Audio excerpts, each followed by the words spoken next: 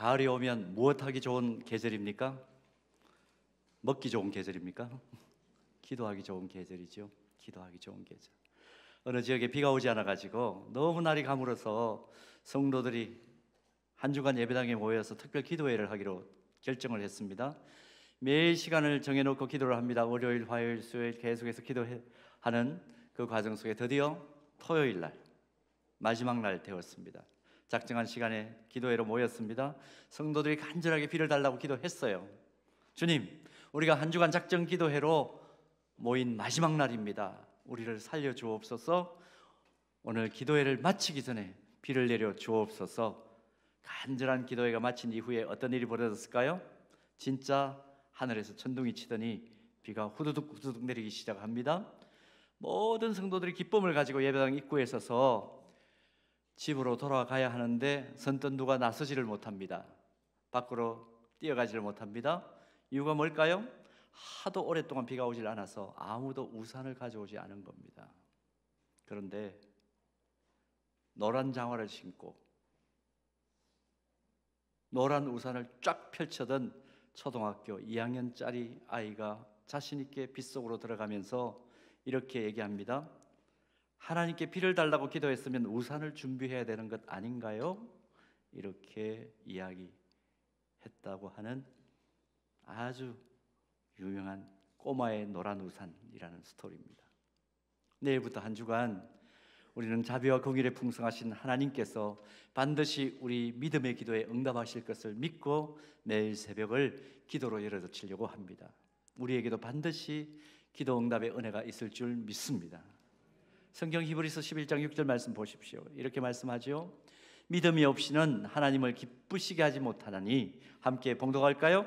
하나님께 나아가는 자는 반드시 그가 계신 것과 또한 그가 자기를 찾는 자들에게 상 주시는 이심을 믿어야 할지니라. 아멘.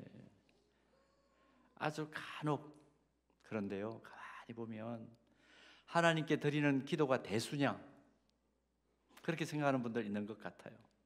가만히 앉아 기도하면 다냐 그렇게 냉소적으로 기도를 바라보는 이들을 만날 때가 있습니다. 정말 속이 터져요. 속이 터져요. 솔직히 기도하면 할수록 그런 생각이 들 때가 있죠. 내가 특별히 기도 많이 한다고 생각하는데 작정해서 기도하는데 하나님께서 응답이 없어요. 그럴 때 우리 마음을 사로잡는 마귀가 가져다 주는 생각이 있죠. 야, 기도하는 시간에 그냥 행동해라. 실천해라. 움직이라. 기도하는 건 시간 낭비다. 이해도 안 되고 논리적이지도 않고 나의 본성에 맞지도 않으니까 에이 기도 집어치우자. 결국 기도의 자리를 회피하게 되고 기도하지 않게 되는 그런 영적인 민낯을 우리가 가질 때가 있습니다. 그러나 한 가지 분명한 것 있어요. 기도는요 이해되기 때문에 기도하는 것 아닙니다. 행동하는 것이 곧 기도다 그런 말도 있지만 엄밀하게 말하면 깊은 기도가 없이는 진실하고 지속적인 행동도 따라오질 못해요. 깊은 골방 기도가 없으면 하나님 역사는 없습니다. 이것은 진리입니다. 기도의 역사가 보여주는 절대 진리죠. 위대한 믿음의 실천가들 보세요. 모두가 다 오랜 시간 기도한 이후에 믿음의 열매를 이루어내었다. 그게 기독교 역사의 정언 아닙니까? 계속해서 정말 기도 생활을 해보면요 아무리 기도는 양보다 질이 더 중요하다 그렇게 얘기를 해도 실제로 기도의 시간을 길게 가지고 기도하면 맥이 잡히지 않던 기도가 줄이 잡히고 내 삶의 방향이 잡히는 것, 여러분 이거 한 번도 경험해 보시지 못하셨습니까? 깊이 기도하면요 기도의 시간을 절대 시간을 늘려가면 기도의 능력이 붙는 것 우리가 경험할 수밖에 없습니다. 그래서 응답받는 기도는 질도 중요하고 동시에 양도 중요하다 그렇게 말할 수밖에 없는 겁니다. 그래서 억지로라도 기도의 자리에 나아가면 그 자체만으로도 삶 속에서 승리를 맛볼 수 있습니다. 하나님께서 우리의 기도를 다 들으신다 증언하는 말씀 많은데 요한계시록 8장 3절에서 4절 말씀 우리 다시 한번 보겠습니다. 또 다른 천사가 와서 제단 곁에 서서 금향로를 가지고 많은 향을 받았으니 이는 모든 성도의 기도와 합하여 보좌 앞 금제단에 드리고자 함이라. 함께 읽을까요? 향연이 성도의 기도와 함께 천사의 손으로부터 하나님 앞으로 올라가는지라. 정말 기도는 하면 할수록 신비의 영역입니다. 그래서 기도를 다 이해할 수도 없고 우리가 이 세상을 살아가는 동안 앞으로도 다 이해가 안 갈 것이 틀림없어요. 그러나 확실한 것은 기도하면 우리의 마음과 우리의 태도가 달라진다는 것입니다. 마음이 평안해지죠. 담대해집니다. 지혜가 생깁니다. 감사하게 되고 찬송하게 되고 용서하게 되고 영혼을 불쌍하게 여기게 되고 내 안에 있는 죄가 기억나기를 시작하고 회개하기를 시작합니다. 오늘 이 시간 아무리 세상이 복잡하고 나의 당면한 현실이 정돈되지 못했다 할지라도 또 가는 길이 아무리 어려워도 하나님의 동행하심이 필요하다는 사실을 전적으로 인정하고 기도한다면 나 혼자 그 길을 걸어가는 것이 아니에요. 하나님 앞에 기도하면 응답하신다는 것을 확신하면서 비를 내려달라고 작정하며 기도하는 중에 미리 장화와 우산을 준비한 꼬마가 은혜의 단비를 누린 것처럼 하나님 앞에 전심을 쏟으면서 반드시 응답할 것을 믿고 기도하는 우리에게도 동일한 응답의 기적이 경험되는 것이에요. 자, 이런 기도에 대한 이해를 가지고 오늘 본문을 한번 보겠습니다. 오늘 봉독한 말씀 중에 특별히 본문 12장 23절 이 상반절이 요절입니다. 사무엘은 분명히 이 기도의 비밀을 이해했던 것 같아요. 나는 너희를 위하여 기도하기를 쉬는 죄를 여호와 앞에 결단코 범하지 아니하고 여기서 나는 이스라엘의 영적 지도자 사무엘을 말합니다. 성경에 있는 사무엘의 삶을 보면 그는 말 그대로 기도의 사람이었죠. 그의 어머니는 기도의 어머니로 우리에게 알려진 한나입니다. 어머니의 간절한 기도로 세상에 태어난 사무엘, 이름 그 자체의 의미가 이렇습니다. 여호와께 구하였다, 그런 뜻이에요. 여호와께 구하였다. 오늘 본문은 이런 이름을 가진 이스라엘 사사 사무엘이 이스라엘 백성들로부터 왕을 세워달라는 하나님이 싫어하시는 그 요구를 듣고 결국은 사울을 왕으로 세우지요. 그 뒤에 일생 동안 감당했던 사사의 역할을 다 내려놓으면서 이스라엘 백성들을 향해서 하는 이야기입니다. 그동안 열심히 기도하며 수행해왔던 사사의 모든 사명을 나는 지금 내려놓습니다. 그러나 나 자신의 생명이 연장되는 한 중단하지 않고 할 일이 한 가지 있다는 것을 내가 깨달았습니다. 내 평생 계속해서 기도하는 사명은 감당하겠습니다. 그 얘기를 지금 이스라엘 백성들 앞에서 하는 것입니다. 일생 동안 민족을 위해서 봉사하면서 나라를 위해서 봉사하면서 또 백성들의 필요에 부응해 가면서 자기가 최선을 다해 사역해 왔는데 이제 여러분들 눈에 보이는 사명은 내가 내려놓지만 여러분들을 향해 기도하는 사명, 나라를 위해서 기도하는 사명, 민족의 향방을 놓고 기도하는 사명, 그 책임은 내가 계속해서 감당하겠습니다. 그 말을 하는 겁니다. 그리고 그것을 아주 극적이고 강력한 어조로 표현했죠. 기도하기를 쉬는 죄를 결단코 범하지 않겠습니다. 기도하기를 쉬는 죄를 결단코 범하지 않겠습니다. 여러분, 이 강력한 사무엘의 이 고백 앞에서 우리가 뭘 깨달을 수 있을까요? 첫 번째 깨닫는 것은 이것입니다. 무슨 일을 하든지 기도가 전제되어야 한다는 것입니다. 기도보다 앞서면 안 되겠다 하는 것을 깨닫죠. 성경에는 사무엘이 태어난 그 때와 하나님의 부르심을 받고 이 세상을 떠난 때에 그 나이가 정확하게 기록되어 있지는 않아요. 그런데 사무엘상 8장 1절 말씀 보면 사무엘이 늙음에 그랬습니다. 늙음에 그의 아들들을 이스라엘 사사로 삼으니 그 말씀이 나옵니다. 당시 개인적인 상황을 기록하고 있는 거죠. 나이가 들어서 또 사울을 이스라엘의 왕으로 세워서 지도자로 삼았습니다. 자신은 이제 모든 사역을 마무리하는 고별 설교를 기록한 것이 오늘 본문 사무엘상 12장입니다. 개인적으로 내가 이제 할 일 다 했다, 더 할 일은 없다, 그렇게 판단할 수 있는 상황이죠. 그런데 사무엘은 그 상황에서 자신의 사명과 사역을 깨닫습니다. 하나님 앞에 무릎 꿇는 기도의 사명, 하나님 앞에서 눈물 흘리는 기도의 사명자가 바로 나로구나 하는 그것을 깨달은 것이죠. 연로한 이 사무엘의 자기 선언 속에서 우리가 기도와 관련해서 어떤 의식과 자세를 가지고 있어야 할 것인가를 분명히 깨달을 수 있습니다. 혹시 지금 일선에서 물러나서 조용한 시간, 조금 여유 있는 시간을 보내고 있습니까? 그러면 사무엘과 동일한 고백과 결단이 필요하구나 하는 것을 깨닫습니다. 그동안 일터의 일선에 또 교회에서 섬김의 일선에 있으면서 기도하는 시간을 확보하기가 참 힘들었는데 이제는 마음껏 기도할 수 있는 여건이 되었으므로 나도 사무엘처럼 기도하기를 쉬는 죄를 범하지 않고 공적인 기도의 자리와 개인적으로 기도하는 이 사명을 더 힘있고 책임있게 감당하리라. 또 달리 지금 많은 이들을 감당하고 있고 특별히 복음에 합당한 사명을 감당하기 위해서 불철주야 시간을 쪼개가면서 뛰는 현역입니까? 그렇다면 오늘 사무엘의 선언을 보면서 여러분들은 이렇게 선언할 수 있어야 합니다. 내가 모든 일에 앞서서 기도하리라. 어떤 일을 감당하든지 기도로 하늘 문을 열어놓고 위로부터 내리는 지혜와 은사를 덧입고 내가 행하는 모든 사명과 일을 감당하리라. 이런 결단과 자기 선언이 우리에게 필요한 것입니다. 야, 목사님 오늘 특별 새벽 기도에 앞에 놓고 우리에게 굉장히 부담을 주시네. 부담 드리려고 하는 말입니다. 부담 드리려고. 제가 언제 여러분들에게 부담 드리는 설교 많이 한 적이 있습니까? 근데 기도에 있어서는 이런 부담 가지셔야 돼요. 어제 안수 집사님들 세미나가 있었습니다. 제가 가서 의도적으로 얘기했어요. 집사님들 중직자들입니다. 부담 가지십시오. 공적인 기도의 자리에 함께 하지 않으면 함께 가슴이 뜨거워지지 않습니다. 여러분 기도의 자리에 참여해 주십시오. 한마음 기도 매주 화요일 날 배달되는 거 여러분 함께 기도하고 계십니까? 부담감 가지십시오. 거룩한 부담감 이것 없으면 우리는 함께 성령의 교통 안에서 교제하면서 같은 방향을 향해 달려나갈 수 없습니다.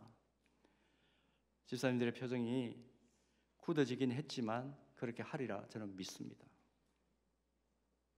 특별히 기도하기를 쉬는 죄를 결단코 범하지 않겠다는 이 사무엘의 선언 속에는 하루를 살아도 하나님 앞에서 나는 교만의 죄를 범하며 살지 않겠다는 자기 결단이 들어있어요. 실제로 기도 안 하면서 아침에 눈을 떠서 하루를 살고 기도 안 하면서 가정생활을 하면서 주님이 우리에게 맡겨주신 귀한 선물들 그 자녀들을 키우십니까? 기도 안 하면서 직장 생활하고 사업을 하시나요? 기도 안 하면서 하나님이 맡기신 선한 일을 하고 있는 것은 실상 모든 일의 주권자이신 하나님을 인정하지 않는 교만이 그 내면 속에 또아리를 털고 앉아 있는 거예요. 기도 안 해도 잘 되더라. 잘 되더라. 그 위험한 겁니다. 기도 안 해도 잘 되더라. 나 혼자서도 잘할 수 있다는 생각이죠. 그것은 예배도 드리고 교회 사역을 위해서 이곳저곳에서 봉사도 열심히 합니다. 말씀 훈련도 나름대로 열심히 받아요. 성도들과 교제도 친밀하게 하고 연약한 자들을 섬기고 주님 나라를 위해서 복음 전도도 하는 것이 정말 중요해요. 그러나 여기에서 끝나면 안 되는 것입니다. 무엇을 하든지 이 모든 것의 전제는 모든 능력과 지혜와 힘의 공급자이신 하나님을 향한 기도가 뒷받침될 때 지속적으로 할 수 있는 것입니다. 이런 이유 때문에 하나님을 향한 기도를 쉬는 것은 성도의 직무유기요 교만의 죄를 범하는 것이다. 이 말은 틀린 말이 아닙니다. 그러므로 오늘 이 시간 이 말씀을 앞에 놓고 사무엘의 이 선언을 앞에 놓고 우리 다시 한번 해야 될 결단이 무엇입니까? 이 시간 이후로 하나님께서 기회를 주시는 대로 또 내가 기회를 얻는 대로 무슨 일을 하든지 먼저 기도하겠다는 결단과 실제적인 실천, 그것이 우리에게 나타날 때 하나님의 역사가 우리의 삶 속에 열매 맺어 나타나게 될 줄로 믿습니다. 자, 그런가 하면 오늘 이 사무엘의 선언을 통해서 또 하나 깨닫는 것, 기도하기를 쉬는 죄를 결단코 범하지 않겠습니다. 이 선언 속에서 깨닫는 교훈이 무엇입니까? 하나님의 자녀로서 내가 기도를 쉬지 말아야 되겠구나 하는 것을 깨닫습니다. 왜 기도를 쉬지 말아야 될까요? 너무나 당연한 이야기지만 기도는 영혼의 호흡이기 때문입니다. 음식은 하루에 대략 2-3번 먹으면 큰 지장 없이 살 수 있습니다. 그러나 호흡은 잠시라도 멈추면 안 된다는 것 우리 인식하고 있지 않습니까? 아무리 바빠도 호흡은 계속합니다. 기도가 우리 영혼에 이런 역할을 하는 것이죠. 그래서 사도 바울은 데살로니가전서 5장 17절에서 쉬지 말고 기도하라고 우리에게 권면하고 있고, 로마서 12장 12절에서는 소망 중에 즐거워하며 환난 중에 참으며 기도에 어떻게 힘쓰라? 항상 힘쓰라. 기도에 적당할 때마다 힘쓰라 아닙니다. 항상 힘쓰라. 얼마 전에 정말 뜨겁게 신앙생활하는 한 성도 만났습니다. 공적 예배 자리는 물론이고 특별히 기도의 자리를 기쁨으로 신실하게 지키면서 기도의 깊은 세계를 경험하기 위해서 몰입하는 분이십니다. 너무 그 모습과 태도가 좋아 보여서 어떻게 그렇게 집중을 하면서 기도 생활을 하느냐, 그렇게 제가 물었어요. 대답이 이렇게 돌아왔습니다. 목사님, 기왕에 신앙생활 할 바에야 맹숭맹숭하게 교회만 왔다 갔다 하는 것이 아니라 내가 믿는 아버지 하나님을 좀 더 깊이 아는 것이 좋지 않겠어요? 오히려 저에게 되묻습니다. 내가 믿는 예수님 품 안에 좀 더 깊이 안기고 나와 함께 하시는 성령의 임재하심과 역사하심을 더 강력하게 체험하는 것이 좋지 않겠습니까? 그 방법이 바로 기도이기 때문에 때로는 힘들어도 기도의 자리를 지키려고 제가 몸부림을 치고 있습니다. 그 이야기를 듣는 중에 제 마음이 뜨거워지더라고요. 목회자의 가장 큰 기쁨은 성도들이 변화의 모습을 보일 때입니다. 정확하게 말씀드리면 기도하면서 말이 변하고 기도하는 과정 속에 표정이 변하고 기도 생활을 깊이 하는 가운데 태도가 변해서 정말 내가 예수님의 제자로 살아야 되겠다고 몸부림치는 모습을 볼 때 목회자는 기쁨을 느낍니다. 제가 기쁜데 하나님께서 기쁘지 않으시겠어요? 부족한 제가 그렇게 기쁜데. 이 모든 변화의 동력이 어디에 있을까요? 영혼의 호흡인 기도에 있습니다.